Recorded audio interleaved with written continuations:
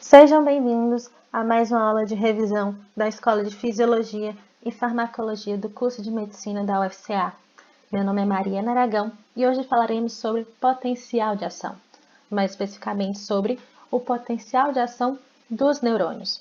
Mas afinal, o que é potencial de ação? Potencial de ação é a rápida alteração do potencial que se propaga por toda a membrana da fibra nervosa e ele serve para conduzir um sinal nervoso.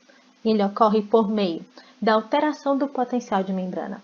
O potencial de membrana anteriormente negativo de menos 90 mV, que é o exemplo mostrado aqui da fibra nervosa calibrosa, vai se alterar, se tornando cada vez mais positivo e em seguida retornará a ser mais negativo, retornando ao estágio inicial. O potencial de ação é dividido em 3 estágios: o estágio de repouso, o estágio de despolarização e o estágio de repolarização. O estágio de repouso se refere à membrana com seu potencial de repouso, antes do início da propagação desse potencial. Como eu já falei, no nosso exemplo, aqui temos a membrana em seu estágio de repouso em menos 90 mV.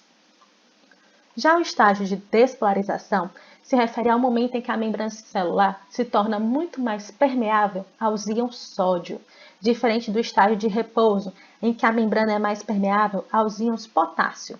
Assim, com a entrada dos íons sódio, que são íons de carga positiva, vai ocorrendo a neutralização do potencial negativo, que antes era de menos 90 mV, o potencial vai aumentando seu valor, se tornando cada vez mais positivo, indicando que o meio intracelular será mais eletropositivo em comparação ao meio extracelular, que será mais eletronegativo.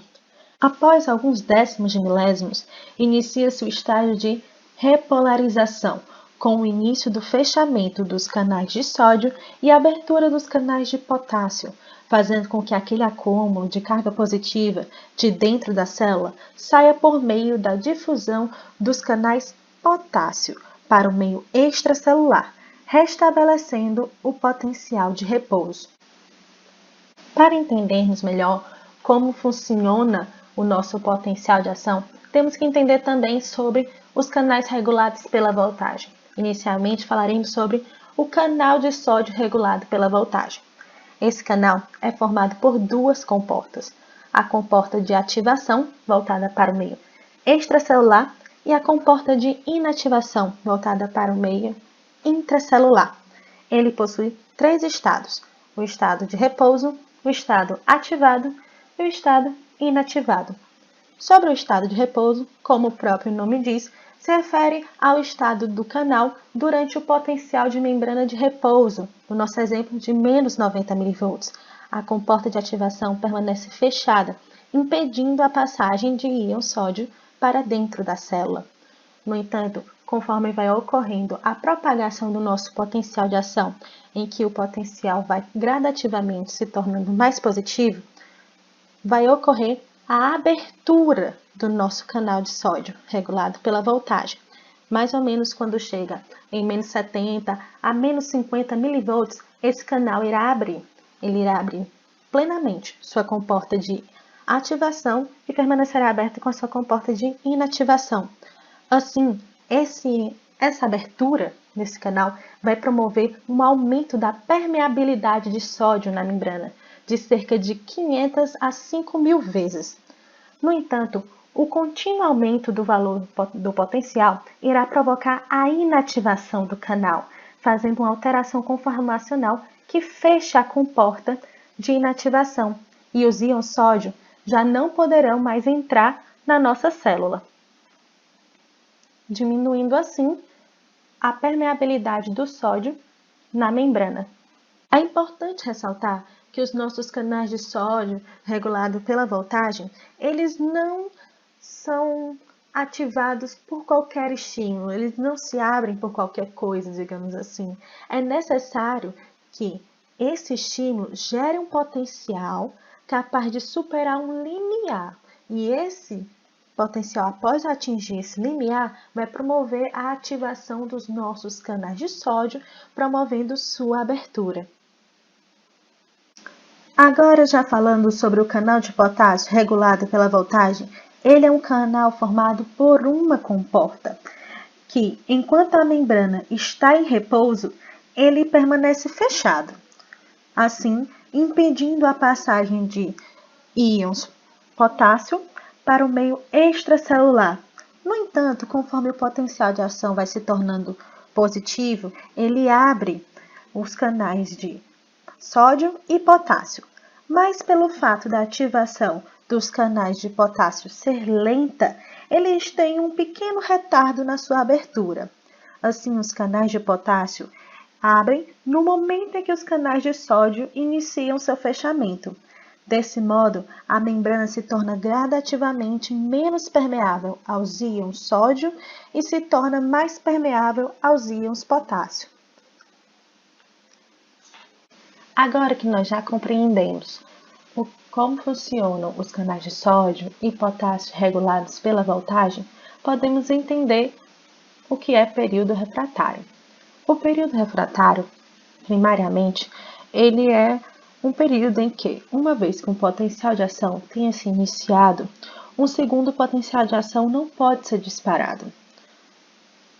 No entanto, há um período do período refratário que até pode, que é o período refratário relativo que nós iremos comentar. Mas para que serve o período refratário? O período refratário ele funciona como se fosse um mecanismo de segurança que impede que um potencial de ação se sobreponha sobre outro. E também ele serve para garantir que o potencial siga uma mesma direção. Assim, o período refratário é dividido em dois: período refratário absoluto e período refratário relativo. O período refratário absoluto se refere principalmente após o fechamento, após a inativação dos nossos canais de sódio, ou seja, eles não estão propícios para um novo potencial. Por quê? Porque é necessário que os nossos canais de sódio se abram para que se inicie um novo potencial. No entanto, quando esses canais de sódio estão inativados, não importa o estímulo que esteja, se a voltagem passe do nosso limiar, não importa o quão grande seja a voltagem. É impossível disparar outro potencial durante o período refratário absoluto, uma vez que os nossos canais de sódio estão inativados. Assim, eles não podem ser estimulados. No entanto, quando nós entramos no período refratário relativo, já é possível, digamos que, disparar um novo potencial de ação, uma vez que durante a nossa repolarização, os nossos canais de sódio se fecharam, enquanto os canais de potássio abriram.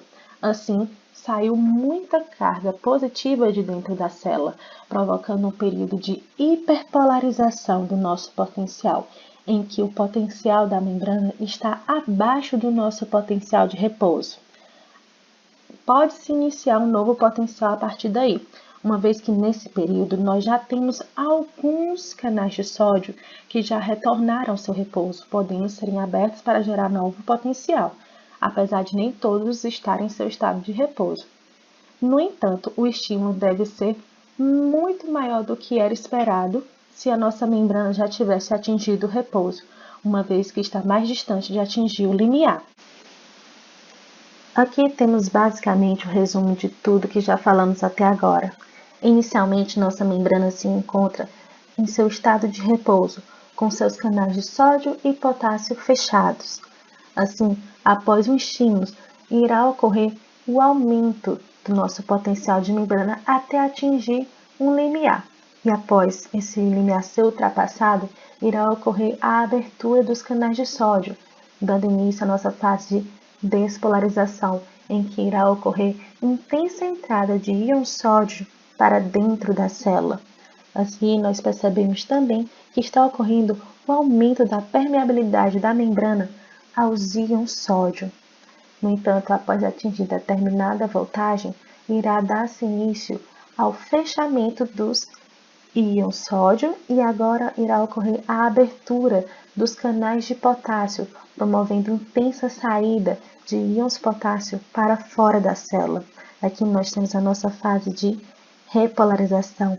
Durante essa fase percebemos uma queda da permeabilidade dos íons sódio na membrana, enquanto está ocorrendo o aumento da permeabilidade dos íons potássio. Nesse momento em que os canais de sódio estão se fechando e os canais de potássio estão abertos, percebemos que irá ocorrer um período de hiperpolarização, ou seja, saiu tanto potássio que temos um potencial abaixo do nosso nível de potencial de repouso. A membrana está bastante negativa. Mas com auxílio principalmente da bomba de sódio e potássio, a TPase, nós vamos perceber que essa membrana irá se regular até chegar ao potencial de repouso inicial. Aqui nós percebemos uma divisão clara do nosso período refratário absoluto, em que nós temos os nossos canais de sódio totalmente fechados, sem poder ser estimulados para que ocorra sua abertura. Não importa o tamanho do potencial gerado pelo estímulo, mesmo que ultrapasse o limiar, os nossos canais de sódio não serão abertos, enquanto aqui nós temos o nosso período refratário relativo, em que nós temos já o retorno de alguns canais de sódio ao seu estado de repouso. Esses canais estariam disponíveis para receber um novo estímulo e disparar um novo potencial. No entanto, esse estímulo tem que ser maior do que o normal, uma vez que a nossa membrana ainda se encontra hiperpolarizada. Assim, estaria mais difícil atingir o limiar do que se a nossa membrana estivesse no seu estado de repouso. Para que haja o início do potencial de ação, é necessário dois fatores principais: o ciclo vicioso de feedback positivo dos canais de sódio e o limiar para o início do potencial de ação. O ciclo vicioso de feedback positivo ocorre quando o evento faz com que o potencial de membrana aumente de menos 90 mV em direção ao nível zero. O aumento na voltagem faz com que muitos canais de sódio regulados por voltagem iniciem sua abertura. Isso permite uma rápida entrada de íon sódio, o que causa um aumento ainda maior no potencial de membrana, abrindo mais canais de sódio. Esse é um processo vicioso de feedback positivo, que irá perdurar até que todos os canais de sódio regulados por voltagem tenham sido ativados. Já falando sobre o limiar para o início do potencial de ação, é nada mais nada menos que o potencial de membrana no qual um número suficiente de canais de sódio regulados por voltagem se abrem de forma que a permeabilidade iônica relativa à membrana favoreça o sódio sobre o potássio, gerando o nosso ciclo vicioso de feedback positivo dos canais de sódio. Ficamos por aqui, gente. Espero que tenham gostado.